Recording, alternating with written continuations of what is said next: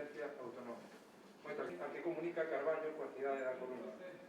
Noticia que este grupo parlamentario, máis aínda no contexto pandémico que estamos a sufrir, e o contexto de concitarlo canto antes, sen deixar alternativa algunha a supervivencia de toda unha comarca. Grupo maioritario desta Cámara. Tamén o pensan os que deron apoio hai case un ano a un goberno social. E o resume da situación das peaxes é, pois, moi simple. A Xunta cumpre e o Goberno de España non. En relación ás peaxes no noso territorio. A Xunta consela ou reduce as peaxes das autoestradas da súa competencia pensando no benestar das familias aforros galegos que están pasando moitas dificultades. En frente temos anuncios. O Goberno galego, pois, deberes feitos, o Goberno español, asignatura pendente, todo semella que a P9 será a única autoestrada de España que suba nas peaxes a principios do ano 2021. Por a parte, nada máis.